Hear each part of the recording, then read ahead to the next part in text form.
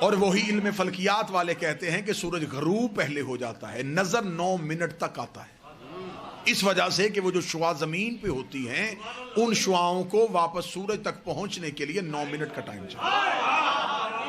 جتنی دیر تک وہ زمین سے سورج تک پہنچتی ہیں زمین والے سمجھتے ہیں کہ ابھی سورج ہے، لیکن وہ جا چکا ہوتا ہے۔ میرے جانے کے بعد سب بات سمجھ میں آئے تو پھر نوکر کو دعا دے دینا، رات بستر میں سمجھ آئے تو پھر نوکر کو دعا دے دینا۔ دنیا مولا حسین کی عزت قسم اگر ہم سے چاہے تو ہم سائنس سے اپنا مذہب ثابت کر سکتے ہیں۔ سورج نکلتا پہلے ہے، نظر 9 منٹ بعد آتا ہے، غروب پہلے ہوتا ہے، 9 منٹ تک نظر آتا رہتا ہے۔ اب بھی ہم زمانے کو بتائیں کہ ہم روزہ 10 منٹ بعد کیوں کھولتے ہیں؟ ہائے ہائے،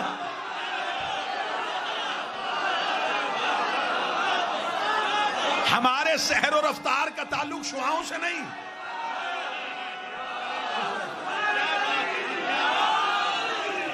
ہمارے سحر و رفتار کا تعلق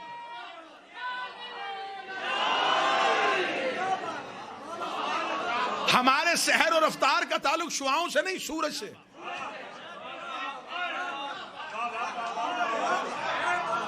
جب سائنس کہہ رہی ہے کہ 10 منٹ پہلے اور 10 منٹ بعد غروب ہوتا ہے تو پھر 10 منٹ کا فلسفہ تو ہم نے سائنس سے ثابت کر دیا۔ یہ انتہائی ایک جاہلانہ سی سوچ زمانے کو بتائی جاتی ہے۔ میرے اہل سنت بھائی تشریف فرمائیں، پیغام ان تک یہ پہنچایا جاتا ہے روزہ کھولنے میں جلدی کرنی چاہیے اس لیے کہ روزہ مکروہ ہو جاتا ہے۔ یہ جو بالکل روزے کے افطار کا وقت ہوتا ہے نا، اللہ یہ وقت آپ کو کسی بس سٹاپ پہ دکھائے تو وہ منظر بڑا دید نہیں ہوتا ہے کہ لوگوں کے ہاتھوں میں یوں کھجور ہاتھ میں ہوتی ہے بالکل کہ فوراً جلدی سے کر۔ کیوں؟ وہ کہتے ہیں جلدی کر لینا چاہیے کیونکہ پھر روزہ مکروہ ہو جاتا ہے۔ اچھا میرے سامنے آپ باخبر چہرے تشریف فرمائیں، اکثر ایسا ہوتا ہے کہ ایک روزہ دار جو ہے وہ صبح اٹھنے میں تھوڑا دیر سے اٹھا، کھانے پینے کا وقت گزر گیا تھا، بالکل سحر کا وقت تمام ہونے والا تھا، اس نے نیت کر لی اور روزہ رکھ لیا۔ ایسا ہے؟ مذہب اسلام کا کوئی مفتی ایسا نہیں جو یہ کہے کہ اس کا روزہ نہیں ہوا، وہ کہتے ہو گیا۔ اسے ہماری زبان میں جو ہمارا علاقہ ہے اس کی تہذیب کے مطابق اس کو ایک لفظ کہا جاتا ہے 8 پیرا روزہ۔ اب پتہ نہیں آپ کے ہاں کون سا لفظ بولا جاتا ہے، ہمارے ہاں کہا جاتا ہے 8 پیرا روزہ جو بغیر کھائے پیے رکھا جائے، بلکہ مولوی کہتے ہیں مسجدوں والے کہ اس کی زیادہ فضیلت ہے کیونکہ یہ بغیر کھائے پیے رکھا۔ اچھا بغیر کھائے پیے رکھا ہو گیا، جو روزہ بغیر کھائے پیے رکھا جا سکتا ہے بغیر کھائے پیے کھولا کیوں نہیں جا سکتا؟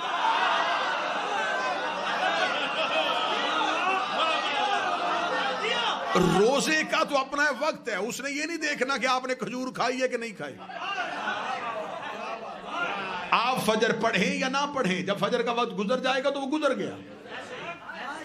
عبادات جو ہوتی ہیں یہ انسان کی محتاج نہیں ہوتی، انسان عبادات کا محتاج ہے۔ لیکن یہ ساری منفی سوچیں اس لیے آئیں کہ جب دین وارثوں سے چھوڑ کے اپنے جیسوں سے لوگ تو پھر یہی حالت ہو۔ لہذا جو بات میں آپ تک پہنچا رہا تھا، بغیر ان کے اللہ سمجھ میں نہیں آ سکتا۔ یہ رمضان کا مہینہ وہ ہے جس میں گناہگار بھی اللہ کے قریب ہونے کی کوشش کرتے ہیں۔ کیا کہا جاتا ہے اس میں سیکھے صاحب کہ نیت کی جاتی ہے کہ 2 رکعت نماز فجر پڑھتا ہوں قربتاً اللہ، روزہ رکھتا ہوں قربتاً اللہ۔ ہمارے ہاں اصل میں مسئلہ زیادہ یہ ہے کہ اکثر چیزیں جو ہیں ان کا تعلق جب عربی زبان سے آ جاتا ہے تو ہم اس سے بے خبر ہو جاتے ہیں۔ مثلا نیت کی عبادت کی قربتاً اللہ، نماز پڑھتا ہوں قربتاً، یہ قربتاً اللہ کیا ہے؟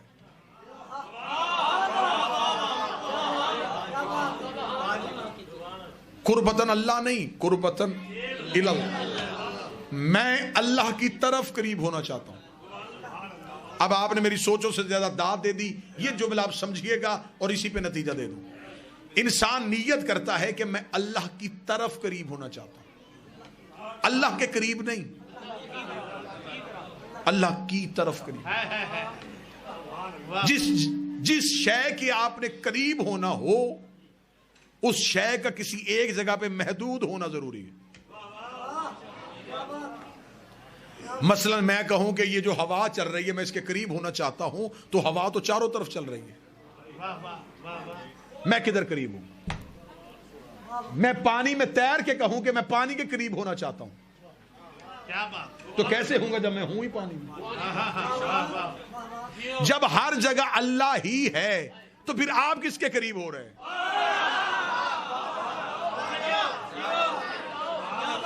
جتنا آسان کہیں گے اتنا آسان کر لوں گا، لیکن بات کو سمجھیے گا ضرور۔ نیت ہے قربتن اللہ، اللہ کی طرف قریب ہونا چاہتا ہوں۔ میں مجمع سے کہوں تھوڑا تھوڑا ممبر کے قریب ہو جائے، اس کا مطلب ممبر یہاں ہے۔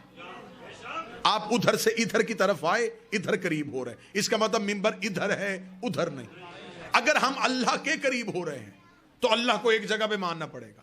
جدھر ہم جا رہے ہیں ادھر اللہ ہے، جدھر سے ہم جا رہے ہیں ادھر اللہ نہیں۔ تو جو ادھر ہو اور ادھر ہو وہ اللہ ہوتا ہی نہیں۔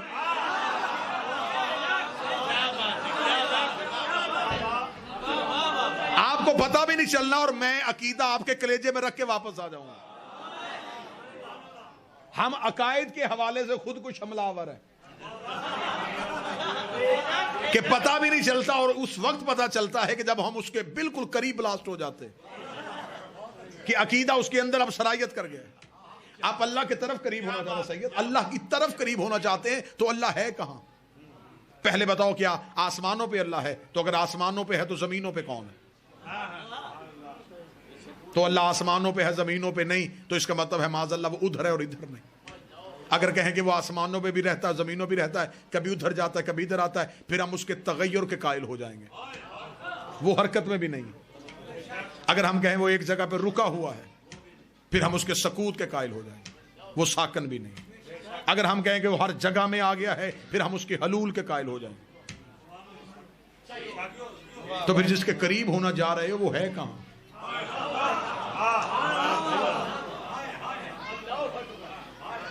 چلے میں اس کی مثال دے دیتا ہوں۔ میں نے سمجھا کہ میں احمد پور جاؤں گا، میرا ایک پرانا دور گزرا ہے، ہم نے بہت پہلے 8-9 سال پہلے منور شاہ جی صاحب فیصل آباد میں، انہوں نے میرے شہر میں کچرا پڑا تھا، میں کہوں جی میں منور شاہ صاحب سے ملوں گا، میں علی کاظمی صاحب سے ملوں گا، میں شہباز صاحب سے ملوں گا۔ میں ان کے گھروں کے ایڈریس نہیں جانتا تھا۔ جب میں احمد پور پہنچا تو مجھے اب یہ نہیں پتا کہ یہ کہاں رہتے ہیں۔ میں نے کہا جی میں نے ان سے ملنا چاہتا ہوں، وہ کہاں رہتے ہیں؟ کسی نے بتایا کہ اگر آپ ان سے ملنا چاہتے اگر ان کا ایڈریس نہیں پتا تو ان کے کسی قریبی سے پوچھ لیں۔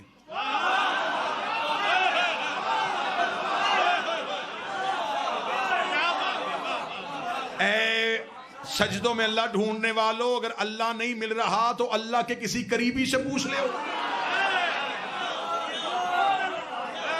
اگر آپ کو اللہ نہیں مل رہا تو آئیں پہلے کسی اللہ کے قریبی سے پوچھ لیتے ہیں کہ اللہ ہے کہاں۔ ایسا ہی ہے جی، اگر اجازت دیں تو پھر اگلی منزل پہ چلیں، آئیں ہم چلتے ہیں۔ کہاں سے پوچھے کہ اللہ کہاں ہے؟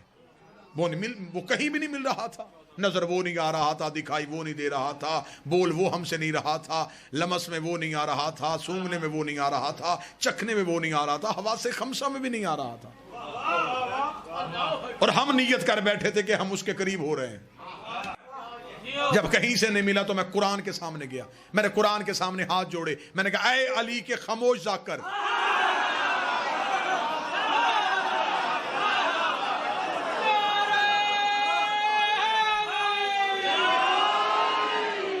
انتہائی روحانی ماحول بن گیا مجلس کا۔ اے علی کے خاموش ذاکر، میں اللہ کے قریب ہونے گیا، اللہ مل نہیں رہا، تو مجھے کوئی اللہ کے قریب بھی بتا دے۔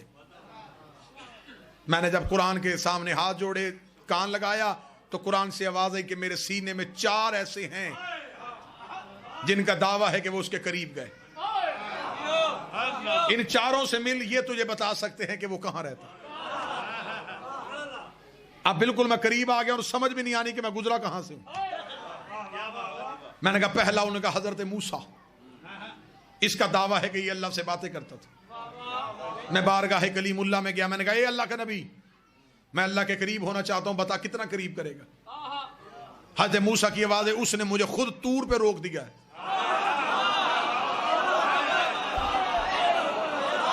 تمنا یہی تھی، لیکن کوہ طور پہ کھڑا، کوہ طور سے آگے تو میں گیا ہی نہیں۔ میں نے کہا تجھ سے زیادہ کوئی اللہ کے قریب ہے؟ اس نے کہا ہاں میں نے گزرتا دیکھا ہے۔ کون؟ اس نے کہا مریم کا بیٹا، نام اس کا عیسیٰ۔ احمد پور والوں، ریاست والوں، دل سے دعا دینا، میں عیسیٰ کے پیچھے دوڑا تو وہ بھی 4تھے آسمان پہ بیٹھا ہوا تھا۔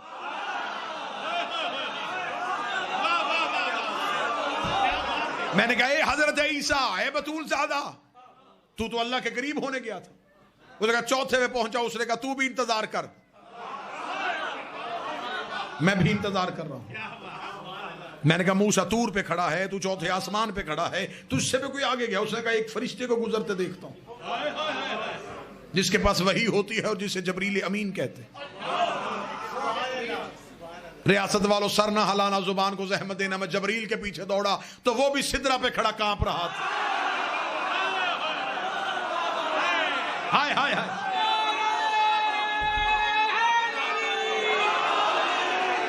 لے سیداد، آپ ذرا مجمع کی طرف دھیان کرنا. کہاں کہاں چہرے کا رنگ اترا ہے، کہاں سے دعا نکلے گی، کہاں سے دھواں نکلے گا، یہ مجھے اندازہ ممبر سے بیٹھ کے کر لینا ہے. موسیٰ طور پہ کھڑا تھا، عیسیٰ چوتھے آسمان پہ کھڑا تھا، جبریل سدرہ پہ کھڑا تھا. میں نے کہا اے جبریل امین، تجھ سے بھی کوئی آگے گیا ہے؟ جبریل نے کہا میں سدرہ پہ رک گیا اور محمد جوتی پہن کے چلا گیا ہے.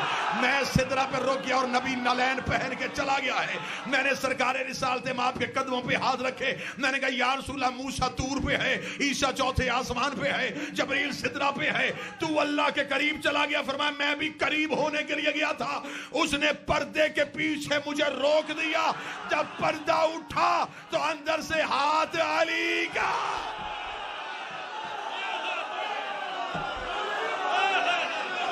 اب اگر ہاتھ یہیں پہ رہیں تو میں یہاں نتیجہ دینے لگا ہوں. اگر مصطفیٰ بھی اللہ کے قریب جائے تو وہاں بھی علی کی قربت کو پاتا ہے. اب تم نے نیت کی تھی میں اللہ کے قریب ہو رہا ہوں، قریب علی کے بغیر ہو نہیں سکتا. باقی جگہوں میں سے علی بعد میں نکالنا، پہلے نیت میں سے نکال کے رکھ.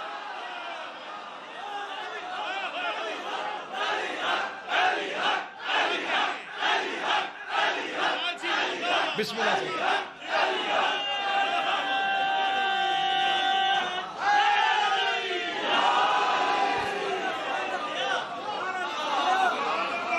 قربت الہی کا نام ہے علی.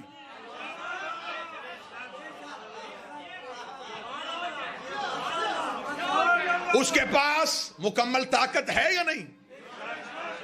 علی کل شیء قدیر، ہر شے پہ قدرت رکھنے والا. سیدھا ہم تک نہیں پہنچا، ہم تک سیدھا اللہ آیا ہی نہیں. انہوں نے بتایا کہ ہے. یہ جو سارے کلمہ پڑھتے ہیں نا، اشہد ان لا الہ، ہم گواہ، میں گواہی دیتا ہوں ہے، یہ سب سے پہلے گواہی انہوں نے دی تھی. انہوں نے کہا ہے، ہم نے کہا ہے. ان کی ہے کا نام توحید ہے. انہوں نے کہا ہے، ہم نے تو اللہ نہیں دیکھا. انہوں نے بتایا کہ اللہ ہے، ہم نے ان کی زبان پہ یقین رکھا، اس یقین کو ایمان کہتے ہیں، تسلیم کیا، اس تسلیم کو اسلام کہتے ہیں.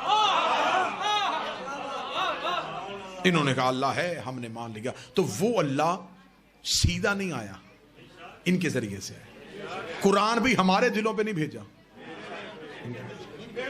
فرشتہ بھی ہم تک نہیں بھیجا، ان کے پاس بھیجا. جنت کی سرداری بھی ہمیں نہیں دی، جہنم سے بچانے کا اختیار بھی ہمیں نہیں دیا، انہیں دیا. یہ بھی میرے بدے ہاتھ ہے، فیصلہ گھر جا کے کرنا. جو اللہ ساری طاقت ہونے کے باوجود ان کے بغیر ہم تک نہیں آتا تو ہماری عبادت ان کے بغیر قبول کیسے کرے؟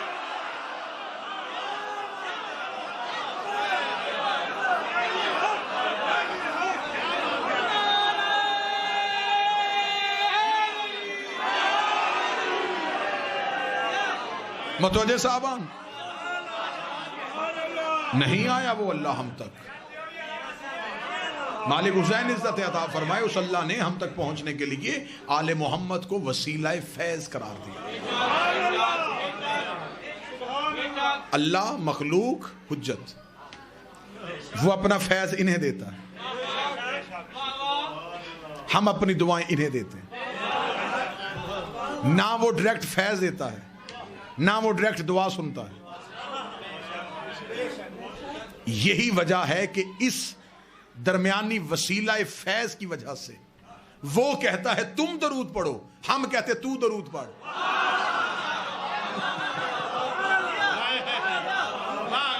نہیں، آپ بات نہیں سمجھے، خواص نے سمجھی ہے، عوام نہ سمجھ سکی. میں پھر قریب کرتا ہوں. ہم جب درود پڑھتے اللہم صلی علی محمد وآل محمد، اس کا ترجمہ کیا ہے؟ اے اللہ تو درود پڑھ محمد وآل محمد. وہ کہہ رہا تم پڑھو، ہم کہہ رہے ہیں تو پڑھ. وہ ہمیں حکم دے رہا ہے، ہم اسے کہہ رہے ہیں، تو پھر درود ہے کیا؟ درمیان میں یہ فیض ہے. وہ بھی کہتا ہے ان سے مانگو، ہم بھی کہتے ہیں ان کے وسیلے سے دے.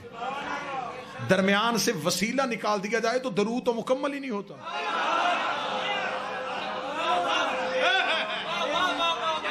اور درود کے بغیر تو اللہ نماز بھی قبول نہیں کرتا، وہ نہیں قبول کرے گا. وہ کہتا اچھا مصلی پہ میرے سنی بھائی تشریف فرمائیں، مصلی پہ ہر مسلمان صرف آل محمد پہ درود پڑھتا ہے. ہم شیعہ پڑھتے ہیں، ہم مختصر درود پڑھتے ہیں، میرے اہل سنت بھائی پڑھتے ہیں وہ درود ابراہیمی پڑھ دیتے ہیں. وہ کہتے ہیں کما صلی اللہ علی ابراہیم وعلی آل ابراہیم، جیسے تو نے ابراہیم پہ بھیجا اور ابراہیم کی آل پہ بھیجا. وہ بھی درود پڑھتے، لیکن وہ بھی درود صرف محمد و آل محمد پہ پڑھتے. لیکن جب مصلی سے اترے تو پھر درود کو مختلف گھروں میں بھیج دیا. آلہ ہی و صحابہ ہی و ازواجہ. میرا ہاتھ باندھ کے سنی بھائیوں سے گزارش ہے، مصلی پہ آپ نے صرف آل پہ پڑھا، مصلی سے اتر کے آپ نے کبھی اس دروازے پہ، کبھی اس دروازے پہ، کبھی اس دروازے پہ. تو اگر آپ نے درود ان پر بھیجنا ہے تو پھر مصلی پر بھی بھیجیں. وہ کہتے جی مصلی پہ بھیجیں گے تو نماز باطل ہو جائے گی. تو جن کے ذکر سے نماز باطل ہو جائے، جب اللہ اپنے ذکر کے ساتھ سوائے اہل بیت کے کسی اور کا ذکر سننا نہیں چاہتا. آج ہمیں کہتے ہیں جی آپ سوائے آل محمد کے کسی کی بات کیوں نہیں کرتے؟ بھئی ہمارا کیا قصور ہے؟ اللہ کسی کی سننا نہیں چاہتا. نہیں آپ سمجھے ہی نہیں سرکار. ہم پہ یہی الزام ہے نا کہ شیعہ صرف آل محمد کی بات کرتے، یہ صحابہ کی بات کیوں نہیں کرتے، یا نبی کی بیویوں کی بات کیوں نہیں کرتے؟ تو میں وہی سوال آپ کی طرف پلٹا دیتا ہوں، آپ نماز میں صرف آل پہ درود کیوں پڑھتے ہیں؟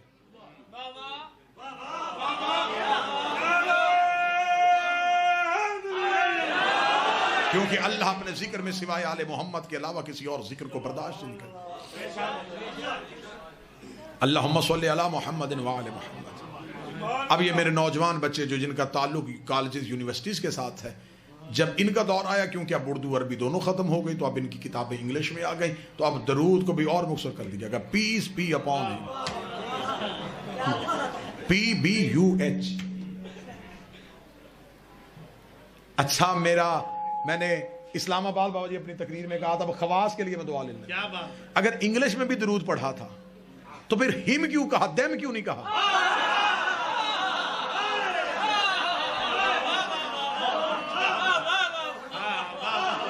پھر تو پورے قبیلے میں بھیجنا تھا نا. یہ ہیں وہ مخصوص لوگ جنہوں نے اللہ کی پہچان کروائی. آج اگر آپ نماز قبول کروانا چاہتے ہیں تو ان کے بغیر قبول نہیں ہو سکتی.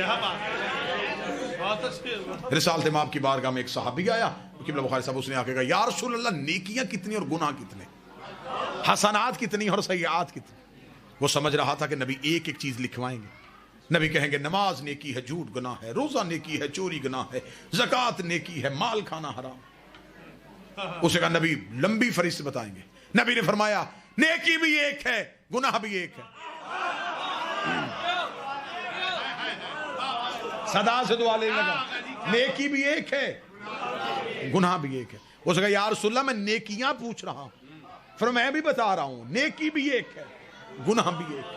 سنی کتاب سے نہ دکھاؤں تو آپ کا نہیں 14 کا مجرم. اس کا نیکی کون سی اور گناہ کون سا ہے؟ فرمایا حب علی سے بڑی نیکی کوئی نہیں ہے، بغض علی سے بڑا گناہ کوئی نہیں. حب علی وہ نیکی ہے جس کی وجہ سے نیکیاں بھی نیکیوں میں شمار ہوتی ہیں.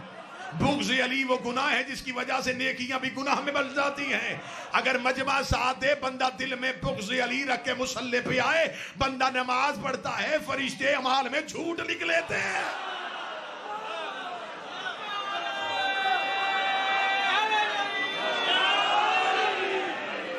اس نے نماز پڑھی تھی. ذاکر صاحب اس کے لیے نہیں پہنچ گئے.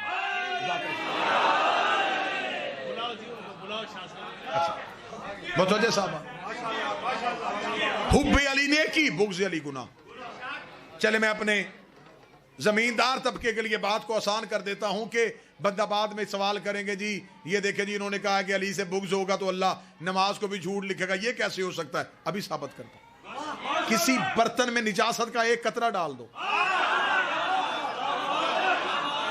اس کے بعد پاک چیزیں بھی ڈال دی جاؤ، نجس ہو جائیں. بغض علی ہے نجاست. دل میں بغض علی رکھ کے بندہ قرآن بھی پڑھتا رہے، قرآن بھی فائدہ نہیں دے. مصلی پہ کیا پڑھنا ہے؟ قرآن ہی پڑھنا ہے نا. تو قرآن تو علی کے بغیر فائدہ دیتا ہی نہیں. آخری معرفت کی گرہ کھول لیں اور آپ کو سلام کریں. اللہ قرآن میں کہتا ہے کہ اس قرآن کے اندر ایک چھپی ہوئی کتاب ہے، کتاب مکتوب، جسے سوائے مطہرون کے کوئی نہیں چھوٹا. طاہر نہیں، مطہر. جو پاک ہوں اسے طاہر کہتے ہیں، جس سے پاک ہوں اسے مطہر. اس قرآن کے اندر خدا کہتا ہے کتاب چھپی ہوئی ہے، قرآن کے اندر چھپی ہوئی ہے. آج تک مفسرین گونگے ہیں کہ قرآن میں کون سی کتاب ہے جو چھپی ہوئی. دو صحابی مسجد نبوی میں بیٹھے آپس میں کہہ رہے تھے یہ قرآن کے اندر کون سی کتاب چھپی. یا قریب سے سلمان محمدی گزرے. ایک صحابی نے دوسرے سے کہا اس سے پوچھو یہ علی کا شاگرد ہے. سلمان محمدی کو بلایا گیا. اس صحابی نے کہا سلمان قرآن کے اندر کی کتاب چھپی ہوئی ہے، تو جانتا وہ کتاب کون سی ہے؟ سلمان مسکرا کے کہتے بتاؤں یا دکھاؤں؟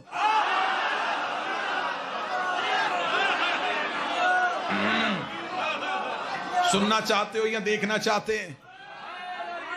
اس کا بڑی اچھی بات ہوگی اگر تو دکھا دے. ان کے ذہن میں یہ تھا کہ ابھی سلمان قرآن اٹھائے گا اور قرآن اٹھا کے کسی آیت پہ انگلی رکھ کے کہے گا یہ وہ آیت ہے جسے اللہ نے کتاب کہا ہے، یہ وہ سورت ہے جسے اللہ نے کتاب کہا ہے. احمد پور والو بادشاہ حسین کی عزت قسم سلمان محمدی بجائے قرآن اٹھانے کے مسجد کے دروازے سے باہر نکلا، سیدھا دہلیز سیدہ پہ آیا. دہلیز سیدہ پہ آگے سر سجدے میں رکھا. رکھنے کے بعد دہلیز سیدہ پہ ہاتھ رکھا. یہ ہے وہ قرآن جس کے اندر وہ کتاب رہتی ہے، یہ ہے وہ قرآن جس کے اندر وہ کتاب رہتی ہے. انہوں نے کہا بوڑھا ہو گیا علی کی محبت میں کیا کہہ رہا ہے، یہ تو دہلیز زہرا ہے، دہلیز زہرا کو قرآن سے شبیہ دے رہا ہے. سلمان مسکرا کہتا مجھے بتاؤ قرآن کھولو تو اندر سے کیا نکلتا ہے؟ انہوں نے کہا آیتیں نکلتی ہیں. سلمان نے کہا یہاں بیٹھو ابھی دروازہ کھلے گا میں تمہیں آیتیں نکلتی ہوئی دکھا.